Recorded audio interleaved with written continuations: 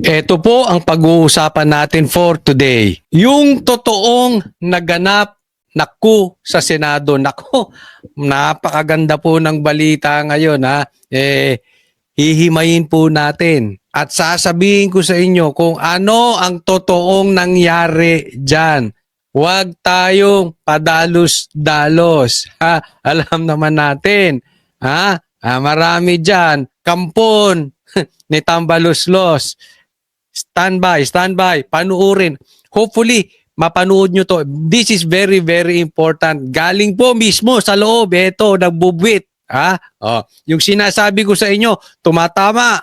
Pero ito, ang binulong kung ano nangyari dyan. Okay? Standby lang po. Panuorin nyo hanggang dulo. Pangalawa, ano ang plano ng minority bloc o ng Duterte bloc? Pangatlo, panalo nga ba ang majority bloc or Tambaluslos bloc? Pang-apat, ano ang dapat nating gawin? Tayo, mga ordinaryong mamamayan. Okay? Hindi na po natin pagtatagalin. Pero napaka-importante, ako yung nagpapaalala lang. Huwag niyong kalimutang i-like tong video na ito. At doon sa mga hindi pa po subscriber ng channel ni Coach Oli, sana naglalambing lang po, konting panahon lang, like and subscribe. Okay, hindi na po natin pagtatagalin. Diretso na po tayo agad-agad sa topic dahil kay Coach Oli.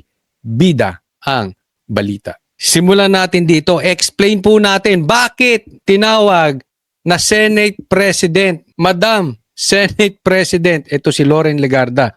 Ano talagang nangyari dyan? At bakit walang minority bloc? Pag-usapan natin nahadlangan daw yung plano ng minority na kudita. Okay. Iba po. Iba story. Nako, sabi ko sa inyo. Ibang nangyari. Mel, sa gitna ng ugong ng isang kudeta sa liderato ng Senado, isang power sharing agreement umano sa pagitan ni Senate President Tito Soto at Senador Loren Legarda ang napag-usapan sa isang informal agreement or meeting. Ayan na. Ayan na si Madam Chair. Madam Lebiste. Senator Legarda, pasok. Thank you very much, Madam President. Madam President, nice to see Okay, naulit-ulit pa. Madam President, tatawa-tawa siya. Observe nyo si Tito sa likod. you on the yes, session resume. Nagpaalala pa. Session is resume. So pinapaalala nila. Legit yung sinasabi mo, Subiri. Kasi hindi suspended. Kasi pagka session suspended, hindi yun official. So ito, resume. So official yan. Pinaalala pa ni Tito Soto, paalala mo na resume na yung session bago mo tawagin ng Madam Senate President. Already, right, Madam President? Yes, session is resumed. Ito ang nakakagulat na eksena sa dulo ng sesyon ng Senado kaninang hapon. Observe nyo sila, tatawa-tawa tatawa-tawa. Nang mag-resume kasi ng sesyon mula Bumibidyo pa si Pinky Lacson, bumibidyo. Sorry po. Bumibidyo si Senator Ping, pambira. Ba't pala nasasabi ko BJ pag ito? Sige, sa tuloy. mahabang suspensyon, si Senadora Loren Legarda na ang nakaupo sa upuan ng Senate President. Si Senador Mig Zubiri, paulit-ulit siyang tinatawag Madam President bago siya nagmosyon para sa adjournment. Ito mo, paulit-ulit na tinatawag na Madam President. Si Senadora Loren Legarda na ang Ulit-ulit, nakaupo sa upuan ng Senate President. Si Senador Mig Zubiri, paulit-ulit na tinatawag na Madam President. Si Tito Soto, okay lang, di ba? Nakangiti pa. siyang tinatawag Madam President bago siya nagmosyon para sa adjournment habang nakangiti ang mga miyembro ng mayorya Nakangiti pa right, natawa-tawa. na nasa session hall kasama na si Senate President Tito Soto. Madam President, I move that we adjourn session until 3 o'clock in the afternoon, Monday, February 9, 2026. I so move, Mr. President. Madam President. Any objections? I don't see the minority here, only the majority. Walang minority. Sagutin natin yan lahat-lahat. Observe lang natin ang nangyayari. This is also in cooperation with the minority. With the minority, They know that yes. we're going to to adjourn early. Ayan, matawa. No Sige, tawa objections lang kayo. heard. Session is adjourned until Monday, 3 o'clock. February 9, 2026. Boom! Yun. Okay, So, Coach Oli, may mga nagtatanong, meron na tayong mga natatanggap na tanong at meron tayong nakakausap at tinatanong, anong nangyari? Hindi ba alam ng minority tong ganito? Bakit sila nag-attempt? Nag-attempt sila pero failure? Teka muna, huwag tayong padalos-dalos Una, huwag nating kakalimutan. This is very important. Bakit ba natin papalitan ng Senate President? Yaan ang tanong. Hindi dahil galit tayo kay Tito Soto. Dahil binaboy nila yung investigasyon dyan sa Blue Ribbon. Di ba tayo naman ayaw naman natin dati si Cheese. Pero dahil napakita ni Cheese na siya ay sumang-ayon sa konstitusyon at hindi ito laban ng politika, okay sa atin di ba? Hindi dahil sa gusto lang natin palitan ng Senate President. Yun ang tanong, bakit natin gustong palitan? Binababoy nyo ang investigasyon. Kaya nga dapat, kung ako tatanungin, hindi dapat si Loren Legarda. Dapat galing sa minority ang papalit. Kasi kung ganyan din, magpapalitan lang kayo na magpapalitan. Anak ng teteng yan. E di protektado pa rin si Tambi. Diba? Kung ang minority tinatawag na Duterte Black, itong majority, tambalos-los black yan. Wala tayong mahihita dyan. Nakukuha po nyo? Pinagluloko tayo nitong mga animal na ito. May ganyan-ganyan pa. Hindi ko, ito is aking opinion lang.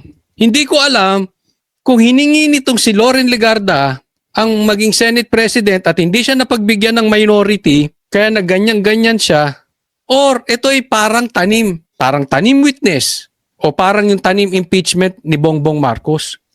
'Di ba? Alam naman natin yung impeachment na isinampa kay Bongbong Marcos, tanim din 'Di ba? Tanim. Alam natin walang mangyayari doon. At kani-kanina lang, yun na nga, hindi na pumasa yung impeachment ni Bongbong Marcos. So sa madaling salita, ligtas. Ganito po ang ginagawa nila. Dahil po, mataas po ang sigaw ng taong bayan na palitan ng Senate President. Gumawa rin sila ng tanim palitan. Nagtatawa na pinagluloko tayo. Hindi lang po gusto naming mapalitan ng Senate President. Ang gusto namin lehitimong pagpapalit ng tayo ng paninindigan. Baka mamaya papalitan nyo nga yung Senate President, ilalagay nyo naman si Ping Lacson. Papalitan nyo nga yung Senate President, ilalagay nyo si Risa. Hindi yan ang gusto namin. Ayaw namin ng lukuhan. Huwag tayong maglukuhan dito. Ibinababoy nyo Alam mo ang ginagawa nito mga animal na ito? Binagawa nito sa iyo, sa akin, sa atin lahat, sa mga Pilipino, sa taong bayan. Ginagawa tayong tanga. Ang tingin nila wala tayong isip. Nagsampa ng impeachment kay Bongbong Marcos, kakampi nila. Yung tinatawag nila ngayong Senate President, kakampi din nila. Masaya ba tayo nun? Hindi. Huwag nyo kaming lukuhin. Hindi yan ang gusto naming Senate President. Ang gusto naming Senate President galing sa minority. Sigurado ko pag ang Senate President galing sa minority, maninindigan yan. Nakita nyo yung investigasyon before? Nung si Chis nandiyan dyan? Nung ang nakikidebate sa kanila, si Alan Cayetano? Si Cayetano? Di ba? Obvious di ba? Umuusad ang investigasyon. Ganon ang gusto natin. Huwag nyo kaming parang ginagawa. Hindi po ito laro-laro. Hindi yung tatawagin ka lang Senate President, kunwari tapos, alam nyo, yan lang ang pinakita sa media, wala namang butuhang nangyari. So kung legality ang pag-uusapan po, kung gagawin man nilang Senate President si Loren, dapat dumaan sa botohan. Yun ang legal. Dito walang dumaang botohan. At kung meron mang dumaang botohan, suspended. Di rin po yung po pwede. Pero yung nangyari ngayon, ito po ilagay natin sa isipan natin. Hindi po yung galaw ng minority. Galaw po ng majority yan. Parang ginawa nilang tanim impeachment. Ito tanim palitan kuno. Okay? Tapos para nangasaroy Senate President, ito gusto nyo, Senate President, mabago, hindi po. At saka po, basta nakaupo dyan, ang tawag, Senate President. Huwag po natin kakalimutan yan Basta nakaupo dyan. Ganun po. 'Di ba? Parang pinaglalaruan nila taong bayan. Kalokohan nitong mga to. Tuloy natin.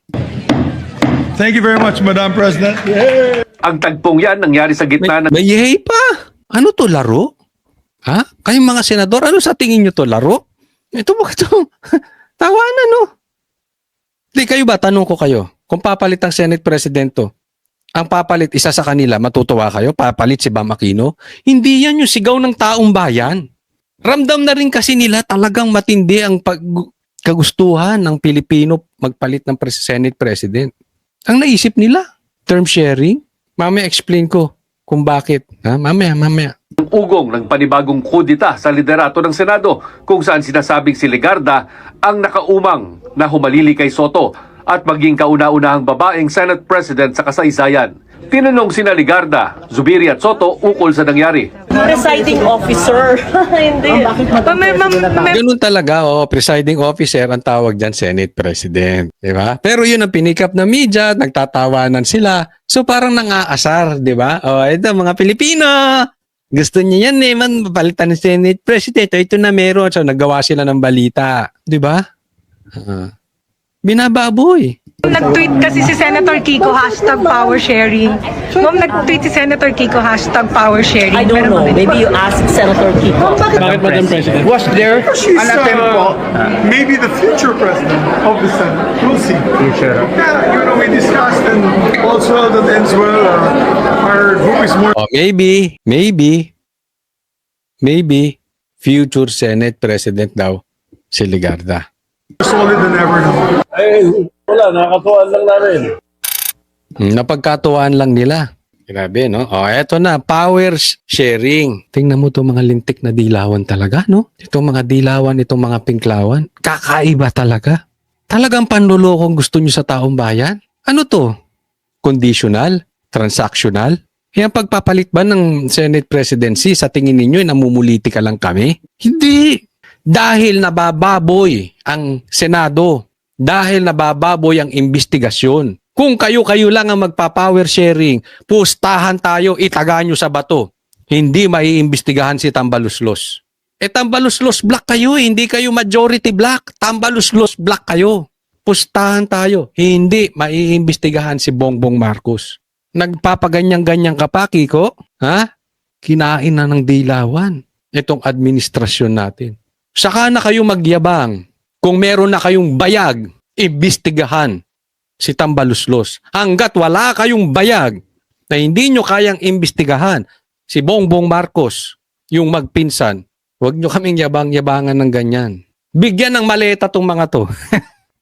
Hindi, nagtatanong, kayo nakatanggap kayong maleta? Hindi, nagtatanong lang naman. Ano ang sa tingin ninyo? Nakatanggap ng maleta tong mga to? Ilang kayang maleta natanggap nitong mga to? Sige, lagay nyo sa comment section. Antayin natin. Tingin nyo lang. Unang nag-post sa social media si Senator Kiko Pangilinan ng isang litrato sa loob ng Senate Lounge kasama si Legarda at 7 na iba pang senador na bahagi Tamo, walang minority. Okay. Ha? Sige lang, magyabang kayo. Okay? Ako, naniniwala ako. Posibleng sa Lunes, baka sabihin ninyo, tsamba. Ito ha, in my opinion, hindi po totoong nag-attempt ang minority bloc ng kudeta tapos nag-fail. I don't think gano'n nangyari. Ang nangyari, nagtanim kudeta tong mga to.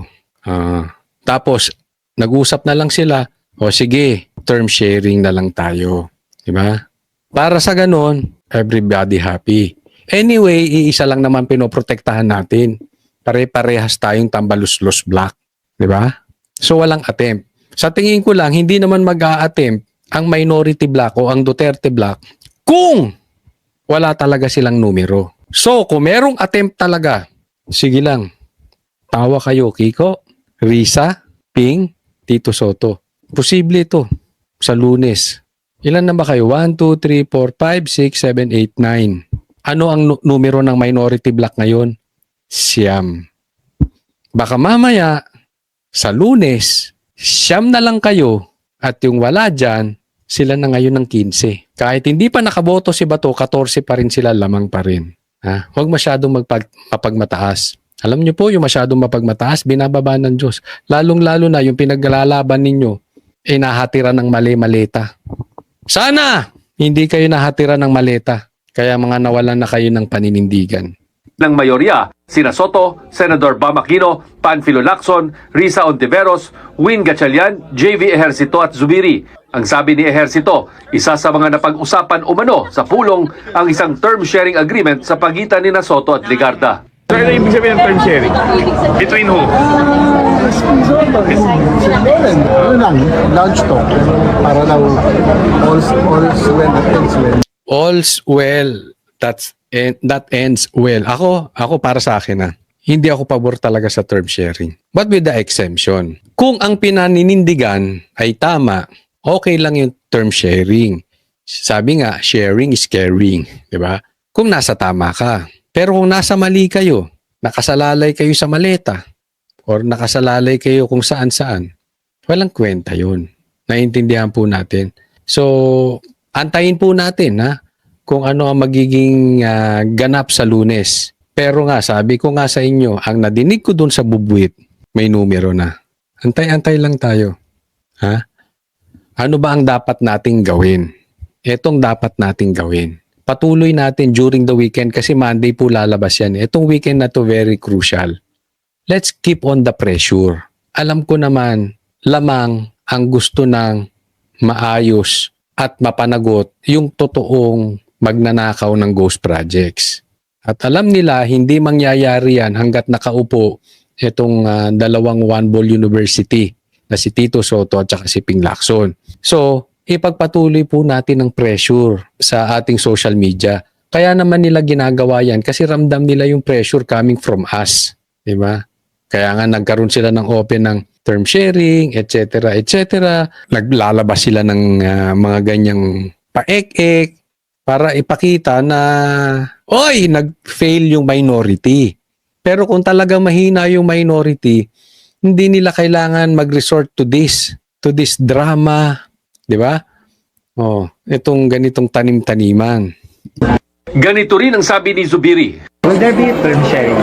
Power sharing? Don't provide to In the Senate. near future. Si Soto hindi sinagot ng diretso ang mga tanong kung nagkaroon nga ba ng tangkang palitan siya bilang Senate President. Ang post daw ni Senator Pangilinan, isa lang biro. Pero Hindi sinagot ang tanong kung nagkaroon nga ng tangka minority. Ako, sa nadidinig natin, wala. Wala pa. Gusto niya sabihin, sino ang gusto ng mga senador na maging Senate President? Kayo nga, lagay nyo dyan kung sino gusto ng mga senador sa Senate President.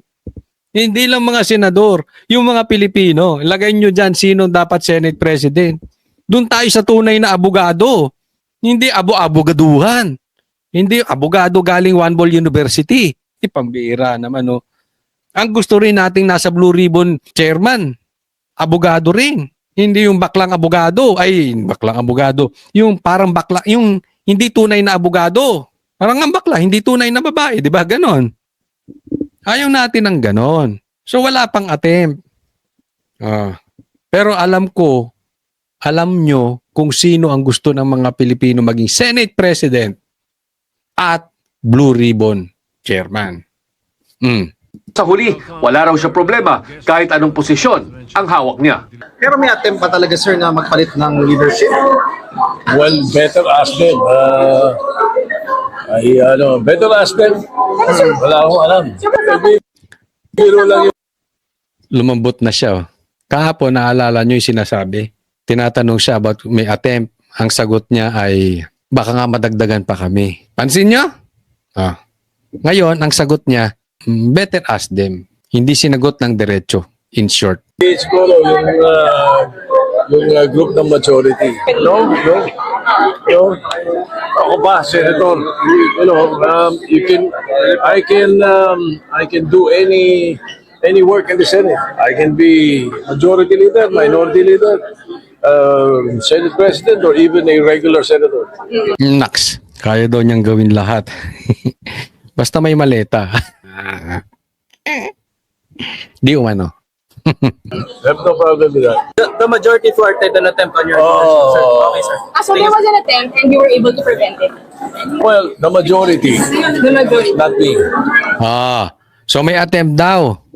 Na-prevent nyo ba? Sabi, na-prevent ng majority. Eto sa akin ha. Eto nadinig ko lang. Pwedeng mali ako. Pero pag tumama ako, sabihin nyo, Coach Oli, nakachamba ka ulit. Pwede, okay lang ba? Okay. May numero po. Isa na lang.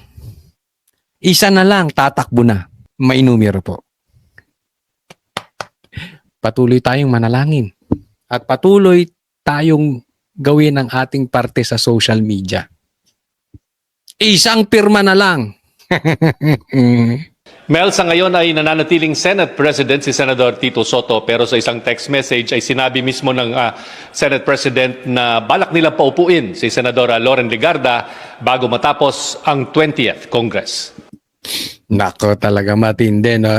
Nako. Etong picture na to, tingnan po natin mabuti, ha? Ito yung sinabi, Senator Kiko Pangilinan snap a selfie with members of the Senate majority amid rumors of leadership change, claiming that Senator Loren Legarda would replace Senate President Vicente Tito Soto III. Grabe ang dilawan, ano? Napakakapit tuko. Yan yung sinasabi natin. Hindi po ito transaction. Ha? Ang gusto ng Pilipino, mapalitan ang tayo. Hindi lang mapalitan basta yung Senate President. Hindi si Loren Legarda gusto ng Pilipino. Ang gusto ng Pilipino galing sa minority. Huwag kayong kapit tuko. Trapong-trapo yung dating nyo sa ganyan eh. Itong dilawan, sa totoo lang, napakakapit tuko, napakatrapo. Alam nyo yung inodoro na sila. Wala na silang influence. Kailangan nilang sumabit lang sa mga sitwasyong ganito para maging relevant. Alam naman natin eh. Ang daming nagsasabi itong si Kiko at saka si Bam hindi talaga nanalo. Wala nga to eh. Wala nga to sa survey. Pero wag na muna yun ang pag-usapan natin. Ang pag-usapan natin, itong pagpapalit ng liderato. Kasi napaka-importante niyan para mapanagot natin yung magnanakaw. Yung may kinalaman sa flood control scandal at saka sa ghost projects. So, maraming nakakakilala natin, kaibigan natin na dismiyado sa nangyari. Wala na talaga, may pag-asa. Alam mo yung iba na wala ng pag-asa. Huwag po. Huwag kayong mawawala ng pag-asa. Huwag po. Lahat po yan drama nila. Yung impeachment kanila, kunwari, hindi pumasa. Hindi. Sinadya yun, nakita nyo naman, di ba? So yung iba pinanghihinaan ng loob. Tapos ito, nag-fail ang minority. Hindi. Drama ulit to. Okay? Alam nyo ba't malakas loob ko? Kasi may bubwit nagbubulong sa akin ng totoong nangyayari. Relax lang kayo. Meron nang gumagalaw. Ha? Ang importante, lilinawin natin sa taong bayan na patuloy tayong manalangin, patuloy tayong gawin ang ating obligasyon, ang ating responsibilidad. Huwag tayong nagpapaniwala sa mga bali-balita, lalong-lalo na sa mga tanim-tanim na ginagawa nila. Kaya nga nire-redirect po namin. Eto, sasabihin ko sa inyo, makinig lang kayo sa Banateros. Kaming Banateros, even before the election, Duterte na, hindi kami nagpaganong-ganon. Lagi ko sinasabi sa inyo, maglalagay pa nga sila ng tanim Bongbong Marcos eh. Ano yung tanim Bongbong Marcos? Gawain na nila yan. Kunwari, anti-Marcos, pero nagtatanim ng fake news. Tapos sasabihin, o kita nyo, mga fake news to mga DDS. Kunwaring DDS lang yon. Ingat po tayo. Dahil style ng gobyerno yan. Tanim impeachment, tanim balita, tanim kudeta, para mawalan ng loob. Tapos akala nila nag-fail. Even tanim vlogger. Ingat po tayo dyan. Gusto nyo malaman ang totoong pulso na nangyayari sa paligid. Ito, hindi to nagtataas ng bangko ha. Hindi ko po tinataas ang bangko namin. But we know. Makinig po kayo sa Banateros. Yung tayo namin before, tayo namin hanggang ngayon. Gusto nyo malaman kung anong totoong nangyayari? Makinig kayo sa SMNI at Net25. Legit yan. Walang cover up yan. Sana po patuloy po kayong sumuporta at manood ng vlog ni Coach Oli. I-like nyo po itong video na ito. Sana po lagi nyo mapanood simula't simula hanggang sa matapos. Pwede na rin ba ako mag-request? Paki-share nyo to. Kasi alam ko marami nagtatanong, ano talagang nangyari? Ano talagang nangyari? Ito yun. I-share po ninyo ito. Like and subscribe na rin po. Maraming salamat po. God bless everyone.